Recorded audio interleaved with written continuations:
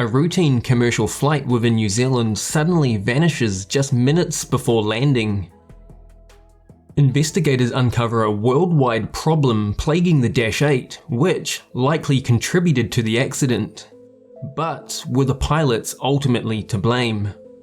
This is the story of Ansett New Zealand Flight 703.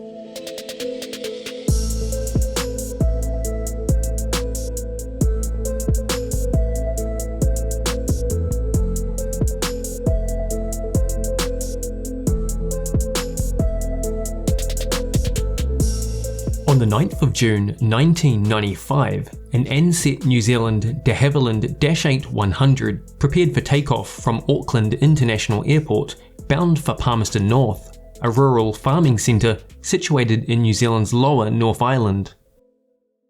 Ansett New Zealand was a relatively new airline, having become only the country's second major domestic airline when it began operations in 1987. The airline was initially owned by Ansett Australia before being sold to Rupert Murdoch's News Corporation in 1996. The airline marketed itself as a premium alternative to Air New Zealand, the country's only other airline. They introduced lounges and aerobridges and served a hot meal along with tea and coffee to go with it. They boasted more legroom and better seats, such niceties Kiwis were not accustomed to on domestic flying at the time. Ansett New Zealand Flight 703 took off from Auckland at around 8:15 am, carrying just 18 passengers and 3 crew. Commanding the flight was 40-year-old Captain Gary Sovereign, who had just 273 hours experience on the Dash 8. The first officer was 33-year-old Barry Brown. He had 341 flying hours on the Dash 8, and the sole flight attendant was 31-year-old Karen Gallagher of Christchurch. The flight time from Auckland to Palmerston North was a little over 1 hour, but flight conditions at altitude were good, and passengers enjoyed a relatively smooth flight south. The pilots had briefed for a landing on runway 7, which would bring them in from the west to land in an easterly direction. This was the approach the pilots preferred. However, due to departing traffic, Air Traffic Control requested that Flight 703 instead land on runway 25. This meant the aircraft would need to continue slightly south of Palmerston North and make a series of right-hand turns, passing over the Manawatu Gorge and Tararua Ranges before lining up for runway 25. The conditions around Palmerston North that day consisted of heavy low clouds, with most of the approach to the runway and little to no visibility until the final stages of the descent. At roughly 15 miles to touchdown, the pilots began a right-hand turn to put the plane in line with runway 25. The final stages of the approach path would take the plane directly over the top of the northern section of the Tararua Ranges, a roughly 80-kilometre long mountain range running between Palmerston North and the lower parts of the North Island. At 9:21 am, the crew made their final contact with Air Traffic Control, advising they were on final.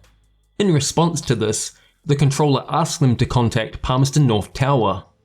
However, no contact with the tower would ever be made, and at 9:22 am, Flight 703 disappeared from radar, and all attempts at communication would go unanswered.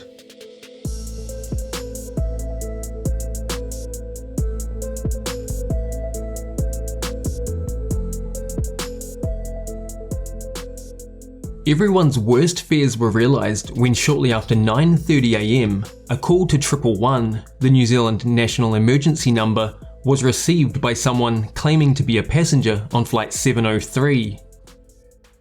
The man stated the plane had crashed in a paddock on the side of a hill, and at least 3 of the plane's 21 occupants had been killed, including the flight attendant and 2 passengers. The crash site was quickly determined thanks to the description of nearby landmarks, and rescue helicopters arrived on the scene shortly after. The aircraft had crashed 16 kilometers from the airport on the lower foothills of the Tararua Ranges, roughly 1,200 feet above sea level, which was less than half the 2,600 feet the plane should have been at for that stage of the approach. So what had gone wrong? The New Zealand Transport Accident Investigation Commission would lead the investigation into the cause of the accident, along with agencies from Canada where the plane was made. Investigators arriving on the scene immediately noticed the plane's right-hand side landing gear had not been extended. However, the left side and front nose gear were lowered for landing. This observation was confirmed by the track marks left in the ground as the aircraft slid along the hill face. Although the pilots had survived the accident, both were in critical condition, and investigators were unable to speak to them for several weeks. When sifting through Ansett maintenance logs, investigators uncovered a history of landing gear trouble with their Dash 8 fleet. Further investigation revealed this to be a well-documented issue worldwide with this type of aircraft.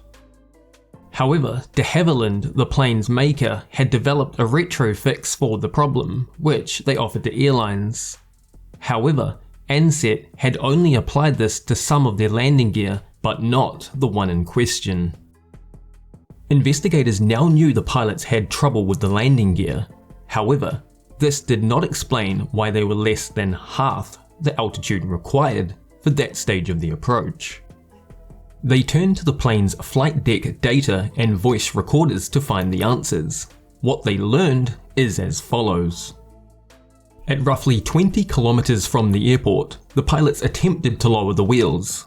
After the right side gear failed to extend, the captain asked the first officer to go through the appropriate checklist for manual gear drop, while he flew the plane.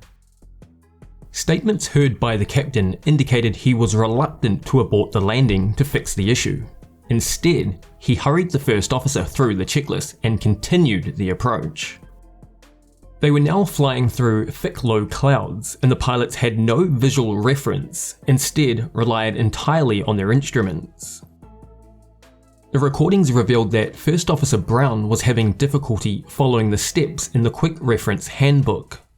Captain Sovereign, still not wanting to abort the landing, began going through the checklist with him, seemingly neglecting to fly the plane, and both pilots had failed to notice they had gradually dropped 1,500 feet below the glide path.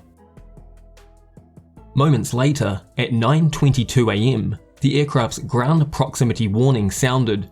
The pilots immediately applied full power and attempted to climb, but 4 seconds later, the plane crashed into the side of the hill. After the initial impact, the plane rose up and cleared a gully before 2 further impacts and then stopping. Flight attendant Karen Gallagher, who had been sitting on an armrest chatting to a passenger, was killed instantly, along with 2 other passengers, and a third died of his burns 12 days later. Investigators were now satisfied they knew the cause of the accident. However, one last thing still puzzled them. The ground proximity alert system had given the pilots only 4 seconds warning. It should have given more.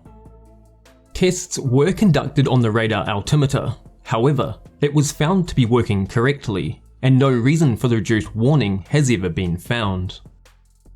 A 139-page report highlighted the casual causes of the accident, including the faulty landing gear, the first officer's struggle with the checklist, and the reduced warning by the ground proximity alert system, but ultimately they laid the blame with the captain for failing to monitor his aircraft and maintain the correct altitude. In a move that angered pilots across the country, Captain Gary Sovereign would be put on trial for 4 counts of manslaughter.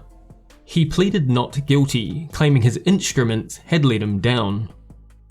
After what some claim to be a coordinated effort by the pilots' union, other pilots, and even air traffic controllers to keep prosecutors from vital information, it made the police investigation difficult, and many industry experts even refused to cooperate. After a 6-week trial at the Palmerston North High Court, a jury found Captain Gary Sovereign not guilty. However, neither pilot would ever again fly for Ansett.